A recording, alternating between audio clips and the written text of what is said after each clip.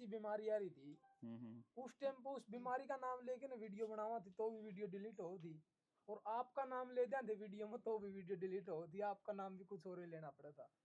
ई फिर दोबारा तो वो बीमारी आने लगी है, दोबारा में भी टीवी पर बीमारी की बात, बीमारी की बात, बात आने मतलब लगे, बात आने लगे। वो नाम ही दोबारा तो फिर चर्चाओं में आ गया हाँ। कि भाई अस्पताल बनने लगे, बेड लगने लगे, पंजाब में भी आदेश दे दिए, जबकि और दूसरी पार्टी की सरकार है, हरियाणा में भी, मतलब सारे वो चीज हाँ दोबारा हाँ, तो वो पूरा ड्रामा का इसका वो पूरी बीमारी का इसका वो नुकन हो गया, चालू हो गया। चालू हो गया दोबारा। लेकिन ईब सबसे बड़ी चुनौती जो है वह यह है कि उनने एक महामारी के नाम पर समझौता भी कर लिया, और उस समझौते में जो कुछ है वो वीडियो में आप बताते भी रहो, आप ज्यादा जिक्र भी नहीं करा। ईब अगर दोबारा तो वो धक्काशाही चली या फिर दोबारा तो वो बीमारी आएगी, दोबारा तक टीवी के माध्यम तक, बारह के माध्यम तक लोगों तक वे बात आ गई, तो फिर किस तरह समाज ने बचा पाओगे या फिर किस तरह लोगों ने बचाओगे? पहला उसका अगर जब मैं पूछूं, कोई एक आदमी जो यहाँ बैठा है भाई, किस किस को लगता है सरकार बढ़िया जो बीमारी है उसमें ठीक काम कर रही है? कोई है एक आदमी तने ठीक लगे? क्या चीज? मान लो अगर मैं ये से मैं सोच लेता हूँ मैं पत्रकार हूँ और आप वीआईपी जगह पे बैठे हो और मैं आपसे पूछ रहा हूँ कि जी आशीष जी जरा बताइए, आपको चलो चेहरे के भाव से बता देना कि नई महामारी आने वाली है, मैं सरकार हूँ मान ले, मैं आपको कह रही हूँ नई महामारी आने, तो कैसे भाव आएंगे चेहरे पे? मतलब डर जब आओगा, खुशी आओगी, हंसी आओगी, या महामारी आने वाली तो फिर डर होगा कि भाई डर का माहौल होगा। इस सरकार पे इतना भरोसा है आपको? नहीं मतलब अगर देखेंगे नहीं कि भाई कोई या बीमारी, सरकार अगर आपको कहे कि नहीं महामारी आने वाला या है, तो सरकार, और यही तो कहने लग रही फिर अच्छा मैं कह रहा हूँ कि भाई आप अगर सरकार में हो महामारी, तो कोई भी बंदा अपन कह रहा है कि भाई महामारी सरकार आ अगर रही आपको अभी ये कहने लग है, जाए कि इस महामारी सरकार है, का इसका तो भरोसा हुआ उठ रहा नहीं, इस पर तो उठ रहा तो है। यही तो कह रही फिर, चल इस मीडिया का, अच्छा हाँ, इस हाँ मीडिया का। अगर अगर वो कमा तो फिर तो नहीं होगा कि भाई हाँ, मतलब टीवी का जो टीवी में आप जो देखने लग रहा है फिर सरकार जो बोलने लग रही है उसका अपोजिट हकीकत हो, मतलब मेरा मानना तो यो है। ये अरे मानना है हाँ मेरा मानना नहीं यो जी, इसीलिए है भाई। आप जैसे पत्रकारों की जरूरत पड़ी अकबर समाज में कि टीवी, रियल बात आ हाँ जाए। अकबर टीवी भाई जो देखो, दिखा रहा है वो झूठ दिखा रहा है। टीवी जो दिखा रहा है वो झूठ दिखा रहा है। हाँ अब देश के लोग और ये पत्रकार महोदय हमसे उसी टीवी की बात मान के सवाल पूछ रहे हैं, बताओ। ये नहीं खुद ये कह रहे हैं कि टीवी झूठ बोल रहा है और उसकी बात पे ये सवाल पूछ रहे हैं भाई। मैं ये कह रहा सब हूँ अगर दोबारा तो हो गया तो फिर आप बचाव किस तरह करोगे, इस बार वो महामारी पे संधि करिए। उस टाइम पर तो कोई बोलने की हिम्मत नहीं कर रहा था, हाँ किसी ने पता को नहीं था, साइड इफेक्ट की लिस्ट नहीं थी, लोग संगठित नहीं थे, अकेले अकेले पड़े थे, मोदी के ऊपर भरोसा था, सरकार को अच्छा मानते थे, इतनी सारी होने के बावजूद भी वो 14 साल से कम उम्र के बच्चों को वैक्सीन लगाने की हिम्मत नहीं कर पाए। ये भी तब था जब वो ये कहते थे कि पैदा होते ही कोरोना की वैक्सीन लगानी शुरू करनी पड़ेगी, वो तब नहीं लगा पाए जब तो मानस एक ही गिरफ्तार होया था। आज तो इस देश के अंदर ज्यादा नहीं कहता तो कम से कम 10,000 यूथ तो ऐसा है जो अगर एक कॉल दे देंगे तो गिरफ्तारी देने के लिए इस नाम पे आ जाएगा। तब देख क्या तहलका मचेगा। आज तो क्या है, देखो सरकार के अंदर बैठे मंत्री और ये नेता और ये जो लोग हैं, ये पूंजीपतियों के, फार्मा कंपनियों के, वर्ल्ड इकोनॉमिक फोरम के पालतू कुत्ते बनकर रह गए। ये जो पालतू कुत्ते बोलते हैं ना, तो लोग हंसते हैं। पहले कुत्ता भौंकने पर आदमी इरिटेट होता था, चिढ़ता था, उसको भगा देता था। अभी ये लोग क्या है, मतलब हंसते हैं कि देख क्या बकवास करे जा रहा है। इनके ऊपर भरोसा नहीं, क्योंकि लोग एक दूसरे के साथ संगठित होकर नहीं रह रहे। तो असल में क्या है, अब लोगों को पता है। अब ये जो पालतू लोग हैं, इन लोगों को तो ऊपर से आदेश आया है कि तुमको इतनी तारीख में, मैंने आपको शायद बताया होगा कि 25 मार्च के बाद एक नई महामारी, एक नया वायरस आएगा 2025 में। वो अभी वायरस आएगा। और कमाल की बात यह है कि वो किस महीने में बीमारी के आने की बात कर रहे हैं, आपको अगर ध्यान हो, वो उस महीने में बीमारी आने की बात कर रहे हैं जिस महीने में कभी बीमारियां आती ही नहीं। आज के टाइम पे अगर आपको दस्त, उल्टी, चक्कर आना, पेट दर्द होना या ऐसी कोई बीमारी आएगी या जी मचलने वाली, तो केवल तब आएगी जब आप पेट भर के खाना खा लोगे। क्योंकि ये जो समय है, ये हमारे जो मतलब अंदर जो एक तरह से वो के नहीं, जठराग्नि तो मंद हो जाएगी हमारा ना, जो कफ है, जो जो अभी जमा हुआ था पिछले समय में, वो कफ अब पिघलने का समय है। अब ये पिघलेगा तो शरीर की जठराग्नि कम पड़ेगी, वो वहां यूज हो जाएगी। तो इसीलिए कम भोजन करने के लिए बोला जाता है कि आप जितना आपको भूख जितनी है उसका आधा खाओ आप, बिल्कुल कुछ भी बीमार नहीं पड़ोगे। यहाँ बीमार वही पड़ेगा जो ज्यादा खाएगा। अब ये मालूम है, ये तो हमारे तो घरों में परंपरा ही थी इन दिनों में थोड़ा बहुत उपवास करने की या छोटा मोटा इस तरह से चलने की। लेकिन आज कोई बीमारी ऐसी नहीं आती जो लक्षण है इस बीमारी के इन दिनों में। लेकिन ये क्यों लेके आ रहे हैं? बेसिकली ये फिलहाल जैसे अभी ब्लैकआउट करके इन्होंने टेस्टिंग किया था, बेवकूफों की टेस्टिंग की थी ना, तो ऐसे ये टेस्टिंग कर रहे हैं कि कौन कौन लोग इसके ऊपर बढ़िया से बोलेंगे। जैसे आप लोग ने अपने फेसबुक पे लिखोगे अगर और हैशटैग लगा के कुछ लिखोगे, तो वो वाले जो फेसबुक अकाउंट हो गए, यूट्यूब अकाउंट हो गए, उनकी वो निशानदेही कर लेंगे। तो अगली बार जब उनको मिस इन्फॉर्मेशन फैलानी होगी और अगले समाज को जब झूठ फैलाना होगा, तो उन चैनल्स के ऊपर ठा ठा ठा ठा 1 हफ्ते का बैन लगा देंगे। उन चैनल्स पे 1 हफ्ते का बैन लग गया, लोग कहेंगे अरे यार निडर इंडिया पे कोई वीडियो नहीं आ रही, देवेंद्र भाई कुछ नहीं बोल रहे, इस पे क्या चक्कर क्या है यार, असली बात का पता नहीं चल रहा। तो वो सोचेंगे शायद अगर नहीं बोल रहे तो ये सच्चाई होगी। तो ये उसकी बेसिकली उसकी फील्डिंग लगा रहे हैं। पहली बात तो ये ये तो वो बात होगी, शेर आया हाँ फिर अचानक से हाँ वो आ जाएगा। एक तो ये फील्डिंग लगा रहे हैं, पहला बिंदु ये है। दूसरा बिंदु जो है उनकी ऊपर से ड्यूटी लगी है। और तीसरा बिंदु ये है, इनको पता है कौन से बैच के वो लगवाए थे, अब उनके साइड इफेक्ट आने चालू होंगे। ये बात हम बहुत टाइम से बोलते आ रहे हैं कि जब साइड इफेक्ट आएंगे, उस साइड इफेक्ट का ठीकरा किसी चीज के सिर तो फोड़ना है। तो अब इनको मालूम है कि जिसने 2021 में लगाए थे वो 2024 तक निपटना शुरू हो लिए, जो 22 में लगाए थे वो 25 तक निपटना शुरू हो लेंगे, शुरू होएंगे निपटना। अब निपटने का ये सिलसिला चलेगा लगभग 7 साल तक। तो जिसने 2023 में लगवाए थे, तो 23 से लेके 2030 तक 7 साल तक ये निपटना चालू होगा। तो 2030 तक मैक्सिमम लोग अपना पक्के ठिकाने पर पहुंच चुके होंगे।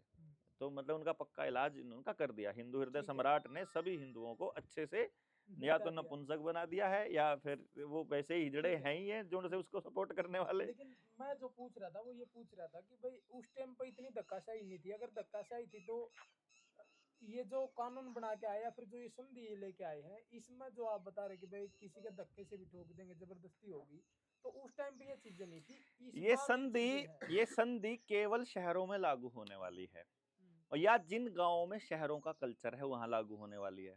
गांव इस संधि से मुक्त रहेंगे। अब क्योंकि लोगों को मालूम नहीं है, इसीलिए गांव की कल्चर को दोबारा से डेवलप करने, भारत को भारतीयता के हिसाब से आगे लेकर जाने और इसी संधि के साइड इफेक्ट से बचाने के लिए हमने जनता सरकार मोर्चा ने गांव फफड़ाना से इस मुहिम की शुरुआत करी है कि गांव को जोड़ना चालू करें। गांव को जोड़ने का मतलब क्या है? ये सिर्फ इसलिए नहीं है कि हमको गांव का पैसा गांव में रखना है, बल्कि गांव की पूरी व्यवस्था, यानी अगर गांव में किसी का झगड़ा हुए तो उसे कौन निपटाएगा, गांव में किसी का काम नहीं चल रहा है तो कैसे निपटेगा, कोई बेरोजगार है उसका काम कैसे होगा, शिक्षा कैसे चलेगी, स्वास्थ्य कैसे चलेगा, ये पूरी व्यवस्था गांव मिलकर करेगा। और उसके लिए निडर इंडिया चैनल पे मैंने एक प्ले लिस्ट बनाई है जिसका नाम ही शिक्षा क्रांति निडर JSM है, जिसपे आप जाकर देख सकते हो कि आपको भी अपने गाँव पर अगर काम करना है। क्योंकि मैं आपको बताऊं, शहरों में बसा हुआ ज्यादातर जो परिवार हैं वो सारे गांव से गए हुए लोग हैं, और उनको पता है कि वो गंदगी में रह रहे हैं, उनको पता है कि वो कुछ नहीं कर रहे हैं। गांव जैसे ही उनको ऑफर करेगा कि मेरे गांव में तुमसे ज्यादा सुविधा है, अगर मान लो गांव फफड़ाना ये बता दे कि असंध से अच्छी एजुकेशन है, असंध से बेटर रोजगार के साधन है, असंध से शुद्ध हवा है, असंध से ज्यादा ऑप्शन है मेरे पास अवेलेबल, तो गांव में जाकर असंध कौन रहेगा फिर, करनाल कौन जाएगा फिर, मतलब ही नहीं है। तो जब गांव ऑफर करेगा उनको वो सारे चीजें, तो गांव मजबूत होना शुरू होगा, तो शहर का आदमी वापस आएगा। शहर का आदमी आज भी उसके अंदर गांव बसता है, कभी भी देख लेना। मतलब आप ये बता दोगे ना कि ये लस्सी की जो बोतल है ये गांव से आई है, तो मतलब उसकी जीभ लपलपाती रहेगी, भाई चाहे कितना पेट भर रहे हो एक गिलास तो दे ही दे।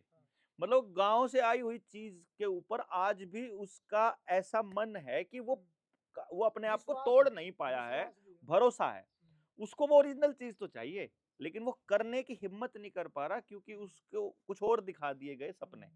तो असल में मांसपेशीय ऊर्जा क्यों जरूरी है, शरीर का काम करना क्यों जरूरी है, उसके क्या लाभ हैं, ये वही लोग जानते हैं जिन लोगों ने इन पे काम किया है, जो लोग काम कर रहे हैं। तो वो हम करने जा रहे हैं। और अभी आपको मैं ये अपने गांव में बैठने के पीछे पर्पस यही था कि अगर हम शुरू में करते तो हमारी बात पर लोग यकीन नहीं करते, पर हमने पहले लोगों को ये बताया कि हमें ये काम करने हैं, 3 साल तक लगे रहे, अब प्रैक्टिकल ग्राउंड पे आ गए, तो जो जो पूरे देश में जनता सरकार मोर्चा या हमारी बातों से सहमत हैं और उनको अपने गांव में वो काम करना है, तो उनके लिए हमने ये मुहिम शुरू करी है कि भाई एक काम करो, जो व्यक्ति अपने गांव पर काम करना चाहता है वो आकर के मेरे को यहाँ मेरे गांव में प्रैक्टिकल करने के लिए आ जाओ, आसपास के गांव में जाके हम उसका प्रैक्टिकल कर लेंगे, वो प्रैक्टिकल को अपने गांव में इंप्लीमेंट कर लो, वहां आपको मदद करने के लिए फिर हमारे साथी दूसरे साथी बुला लेंगे, और इस तरह से हम एक वो जो गांव दर गांव जो एक दूसरे को सपोर्ट करने का जो सिलसिला था वो चेन चल पड़ेगी, तो उसके बाद भारत वापस जुड़ना शुरू होगा। असल जो टारगेट है हमारा वो ये है कि प्रत्येक घर उत्पादन आधारित हो जाए, मान लो हर घर में उत्पादन होता हो, गांव का पैसा बाहर ना जाता हो, किसी को सरकार से पेंशन ना लेनी हो और किसी अधिकारी के ऊपर हम किसी चीज के लिए निर्भर ना हो। उसके बाद गांव में कौन पुलिस वाला घुस जाएगा भाई, कौन सरकारी डॉक्टर घुस जाएगा, कौन लगाने वाला घुस जाएगा, कौन संधि घुस जाएगी, और उसके बाद गांव बैठ करके पूछेगा, प्राइम मिनिस्टर से भी पूछेगा, राज्यपाल से भी पूछेगा, तहसीलदार से भी पूछेगा, एसडीओ से भी पूछेगा, एसएचओ से भी पूछेगा कि तुम इस भारत के हो कि इंग्लैंड की राज के अधीन हो, भारत के हो तो तुमको भारत सरकार ने आदेश दिया होगा, भारत सरकार का आदेश दिखाओ, क्योंकि पुलिस वाले किसके अंडर में आते हैं, गृह मंत्रालय के अंडर में, गृह मंत्रालय किसके अंडर में आता है, भारत सरकार के अंडर में, वो कहाँ है, क्योंकि मंत्री गृह मंत्री कहाँ बैठता है, मंत्रालय में, तो गृह मंत्री भारत सरकार के अंडर आता है, वो भारत सरकार कहाँ है, कभी सुना आज तक वह भारत सरकार है, वो दफ्तर भारत सरकार का दफ्तर है, वो दफ्तर नहीं।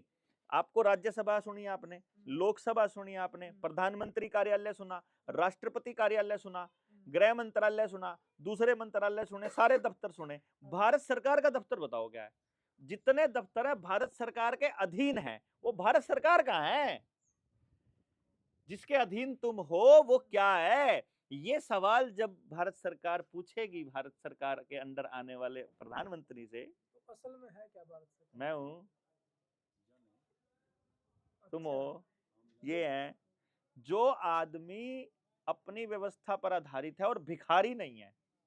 ये आपको भिखारी क्यों बना रहे हैं, आपको बीज पे सब्सिडी देना, पेट्रोल पे सब्सिडी देना, गैस पे सब्सिडी देना, पेंशन देना, स्टाइफंड देना, स्कूल में बस्ते देना, वर्दी देना, चप्पल देना, ये सरकार एक नया कार्ड बना देना, ये आपको भिखारी बना रही है। भिखारी सरकार नहीं हो सकती ना, सरकार तो देने वाली है।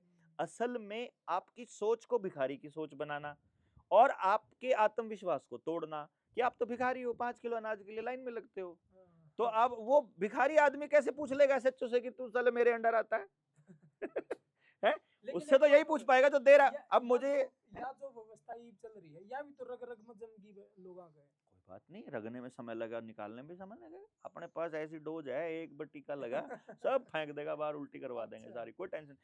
समझ का टीका बड़ा गजब टीका होता है, जब समझ का टीका लगता है और जब इस मैट्रिक्स से बाहर निकलता है आदमी, अभी मैं आपको बताता हूँ, मैं जो पिछले 9 साल का एक्सपीरियंस मैं अगर आपसे शायद शेयर करूं और बताऊं, मैक्सिमम पॉपुलेशन इस मैट्रिक्स को समझ चुकी है, मैक्सिमम। आप जाकर किसी से पूछो गांव में, सभी समस्याओं के विषय में गांव के आदमी को समाधान का पहले से पता है, वो बताएगा ऐसे पहले होता था यार, ये चीज ठीक होती थी, ये ऐसे ठीक थी, ये ठीक थी, ये गलत हो गया, गलत, उसको सारा पता, ठीक। अब उसे ये भी पता है कि इसको सरकार कर रही है, उसको ये भी पता कंपनियों की मदद से कर रही है, उसको ये भी पता है कि ये ठीक होना चाहिए, उसे ये बताना है मोर्चे को खोलिए, मोर्चे वाले हम उसको सिर्फ ये बता रहे हैं कि इसको करने कोई और नहीं आएगा, कोई और तो इसे खराब करने आएगा, ठीक ये तुमको करना पड़ेगा। अब उसको ऐसा एजुकेशन दे दिया कि वो उसको ठीक नहीं कर पा रहा, तो उसको ठीक करना नहीं आता, तो फिर एजुकेशन कैसी हो कि उसे ठीक कर सके, वो समझ देनी है।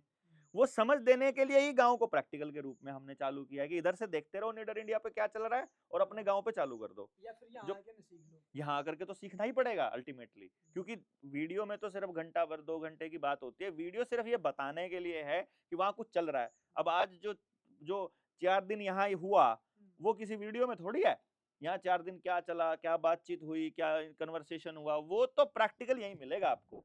4 दिन के बाद आखिरी दिन एक वो मतलब मीटिंग हुई, उस मीटिंग का 1-2 घंटे का वीडियो आपके सामने आएगा, खाली वो आपके सामने सिर्फ ये वीडियो आएगा जो फाइनल लाइन है। जो बातचीत अभी अभी हम यहाँ बैठे थे, इससे पहले जो बात चल रही थी कितना समाधान पे ऊपर, मोनू किधर है? वो मोनू की टीम कहाँ गई? वो नीचे गए हैं। और नहीं है तो आवाज लगाइए, अगर नीचे हो तो बुलाइए ना, नहीं हो तो अच्छा जा लिए। अब वो टीम है, अब उन्होंने अपने गांव के अंदर क्या खेल, पता है कितना बड़ा खेल खेला उन्होंने? मतलब खेल तो नहीं कहूंगा, कितना बड़ा क्रांति का आगाज किया उन्होंने। उन्होंने सरपंच को बोला कि अगर फालतू बोलेगा तो तेरे खिलाफ भी हो जाएंगे हम। अच्छा। गांव वालों को बोला कि ये जो 3.5 एकड़ जमीन है, ये जमीन हमारे पास गांव में कोई स्टेडियम नहीं है, कोई जगह नहीं है, तो हमारे को ये बच्चों को, यूथ को अपनी ऊर्जा को यूज करने के लिए, इस्तेमाल करने के लिए दे दो। और उसकी नीलामी हुआ करती थी। नीलामी करने के लिए स्कूल का मास्टर, गांव का सरपंच और पंचायत सेक्रेटरी आए हुए हैं, और गांव के लोगों को खड़े होकर के गांव वाले बोल रहे हैं जी हम नीलामी नहीं होने देंगे। अच्छा। वो बोले नीलामी क्यों नहीं होने देंगे? तो ये अपने साथी उनसे पूछ रहे हैं, जेएसएम वाले साथी सेक्रेटरी से पूछ रहे हैं, सेक्रेटरी साहब पहले ये बताओ ये जमीन किसकी है? बोला जी आपकी। आपकी मतलब? बोला जी गांव की। गांव की जमीन है, इसका जो पैसा है ये जो है ये किसके पास जाएगा? गांव के पास। अधिकार किसका है? गांव का। तो तुम कौन होते हो फिर उस पर नीलामी करने वाले? नीलामी करनी होगी ना, हम अपने आप कर लेंगे, जो लेना होगा हम अपने आप ले लेंगे, तुम्हारी जरूरत नहीं है, तुम निकलो यहाँ से। अच्छा। हम ये सरपंच सरकार के अधीन थोड़ी है, सरपंच ये गांव का है, तुम्हारा नहीं है, तो तुम जा सकते हो, मोस्ट वेलकम, हम अपनी ले लेंगे। और तुमने नीलामी कर भी दी तो कल वहां ट्रैक्टर चलेगा। तो आज वो यहाँ आए हुए थे, ये कल ही की बात है। अच्छा। आज वो यहाँ आए हुए थे, पूरी टीम उनकी, ठीक है। और वहाँ गाँव में आधी टीम वहाँ है, मतलब आधी टीम यहाँ आई थी, आधी वहाँ, आधी टीम वहाँ ट्रैक्टर चला रही है वहाँ। अच्छा। तो वो पूरा समतल करके स्टेडियम बना लेंगे, अपना स्टेडियम। वो बोले हमको तुम्हारी जरूरत तब होएगी जब हमें सरकार से एक ईंट बजरी पत्थर ये चाहिएगा। आप गांव से टैक्स का पैसे का कैलकुलेशन करो कि आपने ये स्टील का गिलास खरीदा तो इस पर कितना टैक्स दिया, आपने मोबाइल खरीदा कितना टैक्स दिया, ये सामान खरीदा कितना दिया, जूते खरीदे, कैप कॉपी पेन ये सब खरीदा कितना टैक्स दिया। वो टैक्स का पैसा अगर आप ना दो तो आप लखपति बन जाओगे साल 2-3 साल के अंदर, पूरा गांव का हर व्यक्ति। मतलब टैक्स जितना दे रहे हो, जितना टैक्स दे रहे हो कैलकुलेशन तो, हाँ, अपने कमाई का। आप जो भी आदमी सुन रहा है, अगर पूरी तरह से income tax, sale tax, tax के ऊपर tax, petrol tax, diesel tax, cess, स्वच्छता टैक्स, फलाना टैक्स, लेटरिन टैक्स, मूत्र टैक्स, ये सारे टैक्स चेक करो। ये सारे टैक्स देने के बाद कैलकुलेशन करोगे तो आप अपनी इनकम का लगभग 70 से 80% पैसा टैक्स के रूप में देते हो। 70 से 80% कमाई, यानी अगर आप 1 लाख रुपया कमा रहे हो तो महीने का 70,000 रुपया आप उन चीजों का देते हो जो आपको, जिसकी आपको सुविधा मिलनी चाहिए। 20 से 30 रुपए पे हम 70 से 80 रुपए टैक्स के दे रहे हैं। हाँ, और उसके भी ऊपर मैं बता रहा हूँ, उससे भी ऊपर बता रहा हूँ, 100 रुपए में से कह रहा हूँ मैं, 100 रुपए कमाते हो तो उसके बाद उसमें से 70 से 80 रुपए आप टैक्स के रूप में दे रहे हो। और उसके बाद अपने बच्चे की पढ़ाई की खुद जिम्मेदारी ले रखी है, उसके हेल्थ की जिम्मेदारी भी आपकी है, उसको एक्सीडेंट हो जाए तो भी जिम्मेदारी आपकी है, कुछ और दिक्कत हो जाए, न्यायालय में जाना हो तो पुलिस वाले को पैसा भी आप नहीं देना है, उस टैक्स के पैसे में से आपको कुछ नहीं मिलेगा, वो शहर को मिलेगा। गांव से इकट्ठा करते हैं और शहर को देते रहते हैं, गांव से इकट्ठा करते हैं, शहर को देते रहते हैं। अब वो गांव को खत्म करने के पीछे क्या टारगेट? गांव खाली करना है ना, जमीन उपजाऊ है, वो बोएंगे, वो गुलाम करेंगे यहाँ के लोगों को। असल जो टारगेट है इस पूरे गेम का, जो वर्ल्ड इकोनॉमिक फोरम ने चलाया है, इस दुनिया के अंदर केवल भारत और चाइना, या जो एशिया का जो साउथ का हिस्सा है, केवल वो एरिया है जहाँ सारी वनस्पति हो सकती हैं, सारे मौसम हैं, खुल के धूप, हवा, पानी, रेत, बजरी, समंदर, सब कुछ वहां पर है, पहाड़, सब कुछ है, बर्फ भी पड़ती है और बिल्कुल 50 डिग्री के लेवल पे भी चला जाता है। ये जीवन जीने की सबसे उपयुक्त जगह है। अब नॉर्वे चले जाओ, फिनलैंड चले जाओ, जिनको आप एजुकेशन में बहुत बढ़िया देश मानते हो, वहां तो 6-6 महीने सूरज नहीं निकलता, 6 महीने का दिन होता है, 6 महीने की रात होती है। बॉडी क्लॉक जो है वो 12 घंटे की है, ठीक। तो आपको 12 घंटे मतलब अंधेरा, 12 घंटे मतलब रोशनी, तो अब उसके हिसाब से शरीर के सारे अंग काम करते हैं, जितने भी काम है जो मतलब हम लोग ने ये कहा है ना कि 8 पहर होते हैं, 4 पहर दिन में, 4 पहर रात में, तो 8 पहर के हिसाब से आपके शरीर के जो 8 मेजर अंग हैं वो सारे के सारे काम, अपना टाइम डिस्ट्रीब्यूट किया हुआ है 3-3 घंटे का। 3 घंटे हार्ट काम करेगा, 3 लीवर काम करेगा, 3 ये लंग्स काम करेंगे, इस टाइप से, ठीक। तो इस तरह से वो डिस्ट्रीब्यूशन है। तो सूरज के हिसाब से हमारे बॉडी का क्लॉक बना हुआ है। ये उनको मालूम है कि यहाँ के लोग बीमार क्यों नहीं होते थे, तो पहले इनको बीमार करो। यहाँ के लोग पैसे पर कोई आधारित नहीं था, सब कुछ अपना लेन-देन अपना सामाजिक चलता था। यहाँ कोई झगड़े नहीं हो रहे हैं, बड़े से बड़ा कांड हो जाता है और पंचायत बैठ के शाम तक निर्णय कर देती है। ये बिज़ी ही नहीं है, सारा दिन ठाली हैं, 7-7 दिन की तो शादियाँ करते हैं। उस टाइम पे तो 7-7 दिन तो शादियाँ होती थी, मतलब बारात भी जाती थी, आती थी, कोई चक्कर ही नहीं, ये लोग भाग-दौड़ है ही नहीं, ज़िंदगी मस्त चल रही है इनकी। कहीं भी जा कर के बैठे हैं तो ठट्ठे ठल्ले-ठल्ले चल रहे हैं। Time is the luxurious most important thing जो ज़िंदगी में है, वो समय है। आपसे समय छीन लो, आपके पास कुछ नहीं बचेगा, परिवार भी नहीं बचेगा, हेल्थ भी नहीं बचेगी, परमात्मा के लिए तो समय बचेगा ही नहीं, खुद के लिए नहीं बचेगा, कुछ नहीं बचेगा आपके पास, आपसे समय छीन लो। तो समय छीनने के लिए सारा खेल खेला ताकि आपका सब कुछ छीन लिया जाए। जब आपका सब कुछ छीन लिया जाएगा तो आपको एहसास दिलाया जाएगा कि यूरोपियन कंट्रीज में या उन कंट्रीज में बहुत अच्छा काम हो रहा है। तो फिर आप अपना गांव छोड़ करके, अपनी जगह छोड़ करके वहां शिफ्ट हो जाओगे। वहां सब कुछ पाइपलाइन से आता है, वहां जमीनें तो दूर दूर तक है, लेकिन क्या पता 3-3 महीने तक जो है बर्फ ही बर्फ पड़ी हो। वहां पर आपको जगह जमीन बहुत ज्यादा है, आदमी बहुत थोड़े हैं, तो वहां आपको वो सुविधाएं दे रहे हैं ताकि आपको लगे अरे एनवायरमेंट बड़ा, अरे एनवायरमेंट का क्या, मानस ही नहीं है तो एनवायरमेंट तो क्या खराब होएगा। और एनवायरमेंट भी ये मशीनों ने ही खराब किया। सारी मशीनों की टेक्नोलॉजी कहाँ से आई? इजराइल से, यूरोप से, इन जगह से ही तो आई है। हमारे यहाँ से तो टेक्नोलॉजी, हम लोगों को सारी टेक्नोलॉजी का पता था, हम लोगों को सब कुछ पता था यार। जो जो लोग मतलब ऐसा ऐसा लोहा बना दें जो कभी जिस पे जंग ही ना लगे, ऐसे ऐसे भवन बना दें जो अंदर से ठंडे रहें गर्मियों के अंदर और गर्म रहें सर्दियों के अंदर, बिना वास्तु, बिना उसके भवन निर्माण कला के कैसे संभव है, इंजीनियरिंग के बिना कैसे संभव है। ऐसे पुल बना दे जो कहीं कहीं कहीं से 100 साल चल जाएं, और आजकल के पुल बनाते बनाते निमट लेते हैं। मतलब वो टेक्नोलॉजी वाले लोग जिनको, मतलब सोना कैसे निकालते थे वो लोग भाई, अगर टेक्नोलॉजी नहीं थी तो वो कैसे बाकी धातुओं से काम करते होते थे। लेकिन उनको ये पता था कि मशीनें कितनी खतरनाक होती हैं एनवायरनमेंट के लिए, तो इसीलिए उन्होंने मांसपेशीय ऊर्जा का इस्तेमाल किया और समय बचा कर रखा, और हर आदमी को काम मिले और हर हाथ को और हर घर को काम मिले, तो वो तरीका अपनाया। इसलिए अब वो जो यूरोपियन लोग हैं वो क्या कह रहे हैं कि इनकी अगली पीढ़ी को तो बुला लो यहाँ पर, और हम चलेंगे अब वहां पर।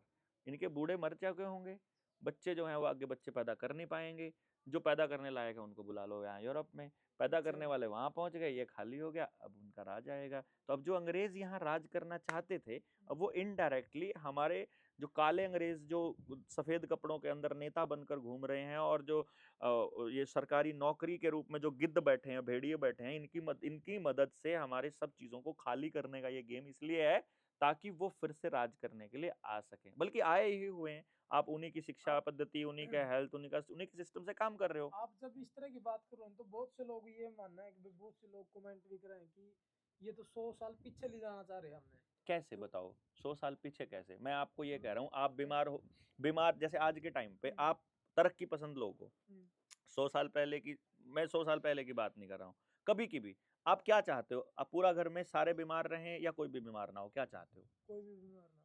आप क्या चाहते हो कि आपका झगड़ा, आप कोर्ट में जो है 20-20 साल तक मुकदमा लड़ते रहे और फिर भी न्याय ना मिले, या फिर न्याय आपको एक दिन में मिल जाए? एक दिन में मिल जाए। क्या चाहते हो कि आप तरक्की पसंद हो, बढ़िया कपड़े पहने हो लेकिन अंदर से डिप्रेशन में हो? ये चाहते हो, या कपड़े बेशक फटे हो लेकिन मस्ती हो? क्या चाहते हो? खुशी हो बस। ठीक है। क्या चाहते हो कि 2 करोड़ की गाड़ी हो, कमर में भी दर्द हो, गर्दन भी दुखती हो, सर्वाइकल भी हो, आंख पे चश्मा चढ़ा हो और अंदर जो है फेफड़े खराब हो, लीवर का और उनका डायलिसिस पे बैठा हो, वो चाहिए किडनी का डायलिसिस? या फिर आप ये चाहते हो कि बीमारी कोई ना हो, ससुरा सा साइकिल पे चलना पड़े, चाहे गाड़ी रेड़े पे चलना पड़े? भाई क्या चाहते? चाहे पैदल चलना पड़े लेकिन बीमारी ना हो। क्या चाहते हो कि आप बर्गर, पिज्जा, कबाड़ खा करके अंदर से पेट फूला रहे, कब्ज बनी रहे, कुछ भी ना हो और शरीर बीमार रहे, वो चाहते हो? या कि देसी ओरिजिनल खाना खा करके हेल्दी रहना चाहते हो? हेल्दी रहना चाहते फिर मैं आपको पीछे लेके जाना चाहता हूँ कि आगे लेके जाना चाहता हूँ? हैं। आगे लेके ये तो जाना तय आप करो ना भाई। देखो, आप अगर मेरी उस बात को प्रैक्टिकल नहीं ले रहे हो तो ये आपकी समझ की प्रॉब्लम है, या जो कमेंट कर रहा है उसकी समझ की प्रॉब्लम है। मैं आपको बीमारी के बिना जीने की बात कर रहा हूँ, मैं आपको झगड़े के बिना रहने की बात कर रहा हूँ, मैं आपको आपकी आपके अपने आप से मिल करके और अपने लिए समय निकाल सको और अपने परिवार के लिए समय निकाल के खुश रह करके, हेल्दी रह करके जीने की बात कर रहा हूँ। वो जिस भी तरीके से मिलती हो कर लो। तुम आगे जाके तुमको बढ़ना है ना, तुमको शहर के कबूतर खाने में, यार ये यहाँ एक एमएलए के पास इतनी कोठी नहीं होती जितना यहाँ हमारे यहाँ खाली पड़ा रहता है। हाँ। डंगर बनते हैं इतने में तो हमारे यहाँ गाँव के अंदर। ये जिंदगी चाहिए या वहाँ छोटे छोटे डब्बों में रहना चाहते हो? ये शुद्ध हवा देखो, ये गांव वाली हवा कहाँ मिलेगी यहाँ? यहाँ कोई पंखा नहीं, कोई एसी नहीं, खुले में ऐसे बैठे हैं। वो शहर में जाके बैठ के दिखा दो ना आप। प्रॉफिट ज्यादा है यहाँ के, प्रॉपर्टी के रेट प्रॉफिट क्या, प्रॉफिट क्या? रुपए के रेट कम है। नहीं, रुपया खा सकते हो, अभी नोटबंदी हो जाए खा सकते हो, घर में अनाज पड़ा हो जाएगा कहीं? भाई देखो, सोना चांदी गाड़ी लोहा सामान ये आप खा नहीं सकते, ये आपके हेल्थ के लिए नहीं है। मैं आजकल या 10 साल बाद या 100 साल बाद कभी भी आप लोहा नहीं खा पाओगे भाई, पैसा कभी नहीं खा पाओगे आप। आपको अल्टीमेटली खाना अनाज ही है। आप कितनी ही तरक्की कर लेना, अनाज खाने के बाद जो एक्सक्रीटा में जो लैट्रिन निकलती है वो नहीं खाना शुरू कर सकते तुम। लेकिन दिल्ली वालों ने आपकी लैट्रिन के पानी को साफ करके पिलाना जरूर चालू कर दिया है। उसको तरक्की बोलोगे क्या? लैट्रिन के पानी को पीना, उसको तुम तरक्की बोल रहे हो यार? उसमें तकनीक का तो कमाल है आजकल। अच्छा, मतलब मशीनें आ गई कि लोग लैट्रिन का पानी पी रहे हैं। आधुनिक मशीनें आ गई कि लैट्रिन का पानी। देखो देखो कमाल की बात यह है, एक मशीन आई, एक मशीन आई, एक मशीन आई जिसने आपके फैक्ट्री लगी, उस फैक्ट्री से जो गंद निकला उस गंद को नदी में डाल के नदी का पानी पहले खराब कर दिया, नदी में पीने लायक पानी बचा नहीं। फिर आपने लैट्रिन अपनी खुद खड्डा खोद के अपने घर में ही खड्डा खोद लिया लैट्रिन का, उसमें उस गू ने साफ करके उसमें तब पानी निचोड़ निचोड़ के पीने लग रहा है। उसने टेक्नोलॉजी का है यार।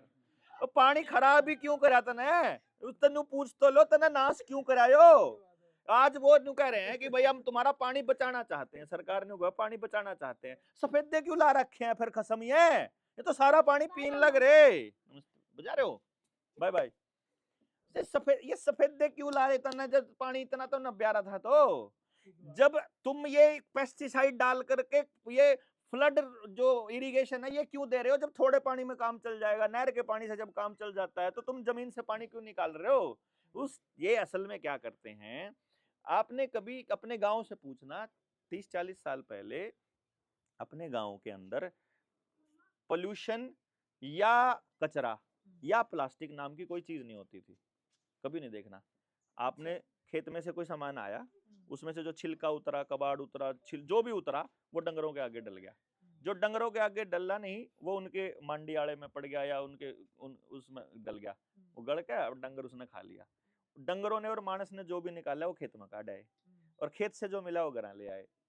अनाज आया और कबाड़ गया, कोई प्लास्टिक नहीं, कोई सब कुछ रिसाइकल था। पर्यावरण का नुकसान 0% था।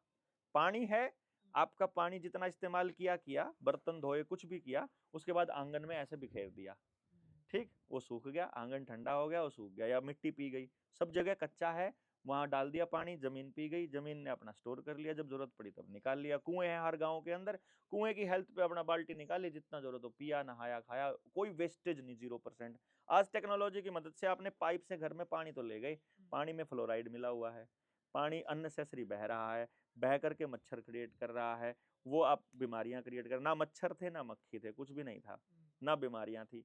तो आपको टेक्नोलॉजी के साथ मच्छर, मक्खी, बीमारी, गंदगी, लैटरिंग, मूत, सब चारों तरफ ये गंदगी चाहिए, या बिना टेक्नोलॉजी के आपको सब जगह शुद्ध हवा, स्वच्छ वातावरण और बीमारी नहीं चाहिए? क्या चाहिए यार? आपका बच्चा मोटरसाइकिल पर 4 दिन घूम भी लिया तो क्या हो गया? एक बार उसकी ड्यूटी मोटरसाइकिल पर चलने की लगा के दिखाओ, सुबह से लेकर रात तक की तेरे को मोटरसाइकिल पे चलना है। एक हफ्ते में नुका देगा, बाबा कोई और काम बता दे यार, इस पे नहीं चला जाता। आप जिंदगी में काम वो करो जो जिंदगी भर कर सको ना, वो काम क्यों करते हो जिसको करके थोड़े दिन में थक जाओ? गाड़ी चला के दिखाओ आप लगातार दिन रात, नहीं चला पाओगे, लेकिन काम कर सकते हो दिन रात। खेत में काम किया, शरीर थका, सो गए, मस्ती आई, उठते फिर लग गए, फिर कर गए, वो आप जिंदगी भर कर सकते हो, लेकिन ये काम सब जिंदगी भर नहीं कर सकते। ऐसा काम क्यों करते हो जो आपको बीमार कर रहा है और खराब कर रहा है? ये सोचो ना, एक बात सोचो यार, सड़कें बना दी, गाड़ियां बना दी, दूर दूर तक मैं ऐसे बोला ओ गधा करी कड़ी खाने वाला गधा कहा करूं मैं उसने, ठीक है, गड कड़ी, ठीक है, वो क्या बोला हमने सड़कें बना दी। एक तो सड़कों वाला वो नया विधायक उनका नेता था बेचारा मनोहर लाल, लिखड़ा तो खट्टरे है पर वो खट्टरे वर्गा था वो है, वो मतलब क्या गंदगी फैला रहे हैं। एक तो 4 लेन 6 लेन का के फायदा उठा रहे हैं, लेकिन बड़ी बात यह थी बोला दिल्ली से मुंबई, बोला 6 घंटे या 8, पता नहीं क्या घंटे, हाँ, इतने बोला घंटे इतने घंटे में केरे कर लेगा जाके, दिल्ली से देहरादून बोला 2 घंटे में पहुंचा दे। अरे के करेगा 2 घंटे में जाके, पहले तो बता दे भाई। अगर आप काम से निकले हो तो इसी इतनी दूर जाकर काम क्यों ढूंढ रहे हो, अब है? देखो और जब आप घूमने के लिए निकले हो तो एक दिन और फालतू लग जाएगा तो क्या फर्क पड़ रहा है? अगर घूमने निकले हो तो टाइम फालतू लगा लो, क्या दिक्कत है? और काम से निकले हो तो काम अपने गांव में क्यों ना ढूंढ लेते तुम? ट्रैवल करने के लिए आदमी बना होता तो उसको पंख दिए होते परमात्मा ने यार। भाई जी वो एक बात देखो, सारे पक्षियों को दे देगा, सारे कीटों को दे देगा, चील को दे देगा, बाज को दे देगा, मोर को दे देगा, जिसको जितना उड़ना है उतने पंख दे रखे हैं, जिसको जितनी दूर जाना उस हिसाब का सिस्टम हो, ऐसा शरीर दे रखा है। तेरे को उड़ने की जरूरत होती, तेरे को लगाने में उसको क्या दिक्कत? उसको कोई फैक्ट्री में कोई कमी है किसी चीज की? या तेरे को 2 टांग दे रखी, इनके इस्तेमाल से जो कर सके वो कर ले। खाम खाई पत्थरों को तोड़ के, पहाड़ों को तोड़ के, जंगलों को काट के, सामान निकाल निकाल के नई नई आइटम बना के, वो टेक्नोलॉजी नहीं है भाई, वो भूख है कंट्रोल करने की, वो कंट्रोलिंग भूख है। गांव से आपको शहर में इसलिए भगाना है ताकि सारा दिन ट्रैवलिंग पे बिता करके परिवार से लड़के अकेले फील करते रहो। आप गांव में रहोगे, अपने खेत में काम करोगे तो उस खेत के लिए जान दे पाओगे। कहोगे खेत का हाथ नहीं ला दिया, ये खाने को देता है। और जब आपने अपने बच्चों को ये कह दिया खेत में कुछ नहीं रखा, तो कहोगा एक्वायर ही हो जाए तो ठीक है, बिकी जाए तो ठीक है, इसने बेच के तो 2 प्लाट ले ले। हाँ, वह ये बात बकवासबाजी है। करें वो। अब जिस तरह इस प्रॉपर्टी का आप रेट देखोगे नहीं, वो शहर के फ्लैट के कंपैरिजन में बहुत अंतर मिलेगा भाई। शहर का फ्लैट आपने 2 करोड़ में ले लिया, 2 करोड़ में ले लिया, एक ठीक साल है, बाद वही 3 करोड़ में वो बिक गया। 3 करोड़ में बिक 1 गया। करोड़ का वो ना प्रॉफिट तो हुआ वो उसमें। 2 करोड़ खा सकता, ना वह 3 करोड़ खा सकता, ठीक है, और ना वो 1 करोड़ तू खा सकता। उसमें इसकी बजाय तू 1 किला गांव में ले ले, उतना सारी जिंदगी खिला देगा, तेरी अगली पीढ़ियों को भी खिलाता रहेगा, ना वो दो कम करोड़ हुआ में है। 10 भी आ जाए गाँव में तो क्या मतलब 2 मैं करोड़ तो में वो कह 10 रहा भी हूँ मिल कि जाए, वो लेकिन लोग खरीद तो नहीं रहे हैं। मैं उन उनमें प्रॉफिट नहीं दिख रहा गधों को लोग मत कहो यार, गधों को लोग मत कहो। मतलब वो के खावे उन्हें जाके देख, वो जो 2 करोड़ का फ्लैट लेके 3 करोड़ का बेचा है ना, सारा दिन उनका खाना देखियो के है, सूर की तरह गोबर खावा है मरे बटे, सारा दिन बाहर का खावा, एक भी आइटम करते नहीं खाते, कुछ भी तो कौन बोल, मतलब उनके परिवार में बोल नहीं आपस में, सारा दिन टेंशन में, अस्पताल की सारी बुकिंग रहा उनकी परमानेंट, कदे समाज का कुछ बोझ है मैं इस धरती पे। और ये आपको बहम है कि 2 करोड़ का प्लाट 3 करोड़ में बिक जाता है। ये पूरा गेम है, वर्ल्ड इकोनॉमिक फोरम से चलता है। वो गेम चलाते हैं कि अब यहाँ के रेट बढ़ाएंगे ताकि लोग यहाँ शिफ्ट होने चालू हो जाएं, वो अपना पैसा वहां लगा दें, फिर थोड़े दिनों के बाद वहां के बिकने बंद हो जाएंगे, फिर कहीं और चलेंगे। आसंद का हालत देखनी है ना, आज इंटरव्यू कर लेना आसंद में जाकर, गांव वालों का ही कर लेना। आज से 10 साल पहले जब ये सरकार बनी थी तो यहाँ का वो एमएलए बोल रहा था मैं आसंद को जिला बनवा दूंगा। लोगों ने अपनी जमीनें बेचकर अपनी सारी मेहनत की कमाई इन्वेस्ट करके शहर में लगा दी। जिन्होंने 15 साल पहले प्लाट अगर 20 लाख का खरीदा था ना, कोई 18 लाख में भी नहीं ले रहा आज के टाइम पे यहाँ आसंद के अंदर, क्योंकि पता लग गया कि जिला नहीं बनेगा, नहीं बनेगा तो डाउन, बनेगा तो सुन लिया, बनेगा तो आसमान पे छू जाएंगे, ऐसा तरह हो गया ना। अब उसने उसमें कमाया किसने है? देखो मैं आपको गेम बताता हूँ ये कैसे रेट बढ़ते हैं। रेट बढ़ने का तरीका क्या है, नेताजी को अगले चुनाव के लिए पैसा चाहिए, नेताजी कैसे करेंगे, या उद्योगपति जो है वो नेता को बोलेगा एक काम कर, विधानसभा में पता कर क्या क्या परियोजनाएं प्लानिंग में है।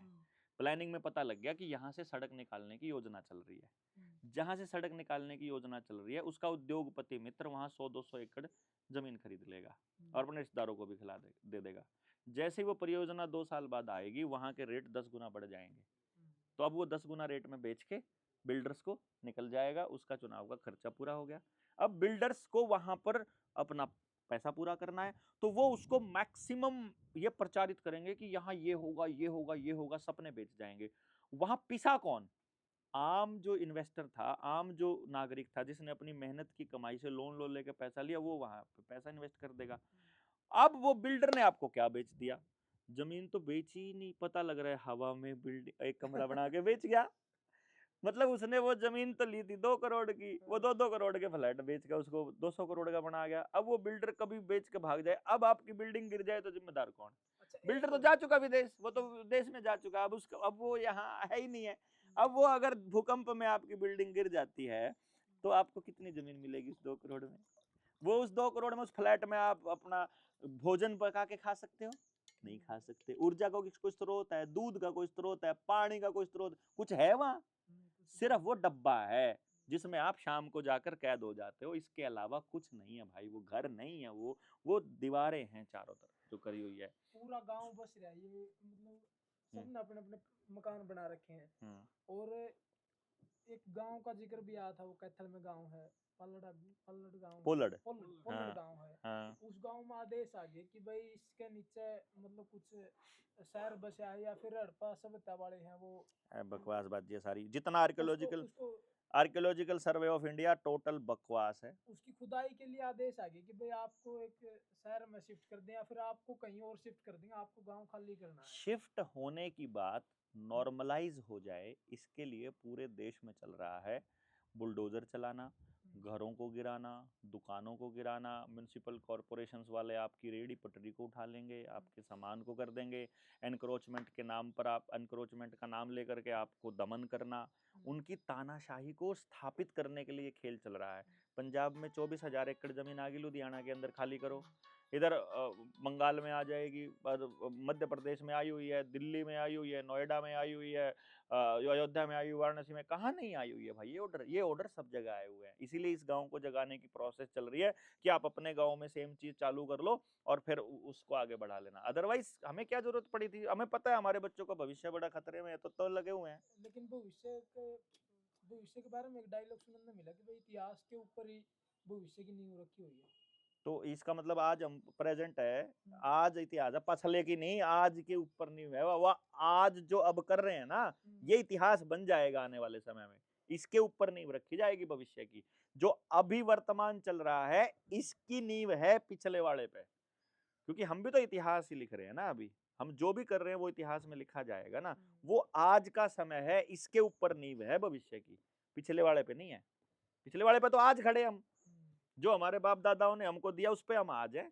जो हम आज करेंगे उस पे हमारे बच्चों का भविष्य है, ना कि पिछला। उस पे ना जाओ। वो हाँ। इसलिए है। और पूरे पुरातत्व विभाग को आप फ्रॉड किस तरीके से बता रहे हो? मतलब वो रिसर्च यार जी, प्रधानमंत्री कार्यालय फ्रॉड है, जी पुलिस विभाग ही फ्रॉड है, इसको चलाने वाले लोग ही जो फ्रॉड है, तो फिर ये तत्व विभाग कौन है? हैं? अरे तो कर भी के लेगा उड़ा, मान ले उड़ा पाया गए, कोई पाया गया पुराने टाइम, उसका क्या करे? गड़े मुर्दे कौन उखाड़ता है? जिन्हें रोड़ा करवाना हो, बस सीधी सी बात है यार। थोड़ी सी बात बीत की यार। हमारे पुरखे तो घर भी ऐसा बनाते थे कि 50 साल बाद उनका नामो निशान ना मिले, इसलिए वो पक्के बनाते थे। वो चूने से या मिट्टी से या उससे ईंट भी ऐसे यूज करते थे, लकड़ी से, वो सारा यूज होता था। अगली पीढ़ी 50 साल बाद आई, उनको लगा कि पिताजी ने मकान बढ़िया नहीं बनाया था, अब डिजाइन दूसरा चाहिए। अब बच्चे 4 पैदा हो गए, तो क्या करो, सारा का सारा उखाड़ लो, सारी ईंटें, सारी लकड़ी, सारा कुछ यूज हो जाएगा। सिर्फ आपको मिट्टी लानी है, गारा में चिनाई करनी है और नया डिजाइन बना लेना है। नया डिजाइन बना लो, अगली पीढ़ी को नया अगला बना लो। या फिर वो कच्चे मकान मिट्टी के और वो सब बनाते थे, सब मिट्टी में मिल जाता था, पता ही नहीं चलता था कौन बसा यहाँ कौन नहीं बसा। क्या करना है तुमको इतिहास में वहां लिखवा के कि कौन बसा था? जब बसे हो तब अच्छे से बस लो ना भाई। जो बसन लग रहे उन्हें जी लेने दो ना भाई। उनके तो पिछला की तो इतनी चिंता हो रही, जो आज मरन लाग रहे उनकी कोई चिंता नहीं है इनमें। ये आराम को झूठे नाटक नौटंकी करने वाले डिपार्टमेंट है सारे के सारे। इनको तो लठ गणे बुंडे वाला गट्टे हम मन ने किसी ने, मैं किसी नेता ने कुटूंगा, मतलब एक अफसर कुटना मेरी जिंदगी में सपना है मेरा। एक मंत्री कुटना, एक नेता, एक मैं तो कर दूंगा काम पे, तो किसी न किसी अफसर का दर रह पाऊंगा कान पे। जेड़ होगी कोई, यही तो करना सब और के। इसी जिंदगी नहीं जी सकते भाई, फ्रस्ट्रेटेड। मतलब कोई बड़ा सा अफसर मिल जाए ना, चारों तरफ कैमरे चल रहे हो और फिर मैं मारू कदाक कान पे।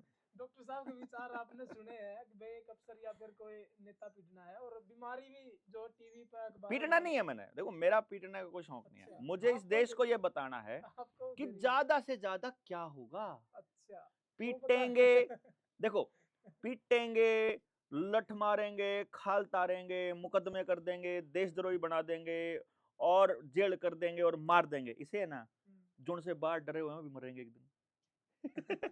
सब न करना, तो डरने नहीं है। मतलब मैं डर निकालने के लिए बात कर रहा हूँ, ना कि मैं इसलिए कह रहा हूँ कि कोई मैंने किसी से द्वेष या कुछ भी है। मैं कह रहा हूँ तुम डर क्यों रहे हो? अपनी बात कहने से क्यों डर रहे हो यार? अपने अस्तित्व को तुम मान ही नहीं रहे हो कि तुम हो परमात्मा के बनाने हुए। यार नरेंद्र मोदी एक से ज्यादा वोट नहीं कर सकता, गौतम अडानी एक से ज्यादा वोट नहीं कर सकता, उसमें ज्यादा कुछ भी नहीं लगा हुआ। एक गांव का गरीब से गरीब आदमी की ताकत, उसकी ऊर्जा, उतनी ऊर्जा लगी है परमात्मा की उसको बनाने में जितनी उनको लगी है। वो कौन है मतलब हमको बताने वाले हमको कैसे जीना है? ये सवाल है। हमको कैसे जीना है ये मैं बताऊंगा यार। मैं कैसे जीना चाहता हूँ, मेरे अंदर से जो आवाज आएगी मैं वैसे जीऊंगा ना। मैं ये बताना चाह रहा हूँ, मैं ये बताना नहीं चाह रहा हूँ कि मुझे को पीट के कोई आनंद आने वाला है। मजबूरी में पीटना पड़ेगा ये बताने के लिए कि देख पीट लिया, अब क्या हो गया। चलो जी, एक बीमारी से चर्चा शुरू हुई थी कि 4 साल पहले जब धक्काशाही हुई और ये जिन नेताओं की बात करें भी बीमारी ये है सबरे। ये ये तो असल बीमारी है। ये तो बोल रहे हैं कि बीमारी आ गई। मेरे बेटे खिलाड़ी क्या हो गया बोला, क्वारंटाइन हो गया, उस टेस्ट पॉजिटिव आ गया, नेता का हो गया, फलाने का, क्यों अखबार में छपेगी उसका होगा तो हमारा हो गया बोला वो के दिखाओ ना, मेरा होके दिखाओ, लिया उस नेता ने डालिया मैं होके दिखाओ। और सर होना तो यो चाहिए, कुछ नहीं होता रहे, बीमारी बीमारी कुछ नहीं, टेंशन ना लो उनको, ना होगा हो सका है कोई नहीं, फिर मैं भी नहीं कह रहा हूँ पीट सकूं। हाँ भाई मैंने कुछ नहीं कहा। चलो जी, ठीक है जी भाई साहब, बहुत बहुत धन्यवाद।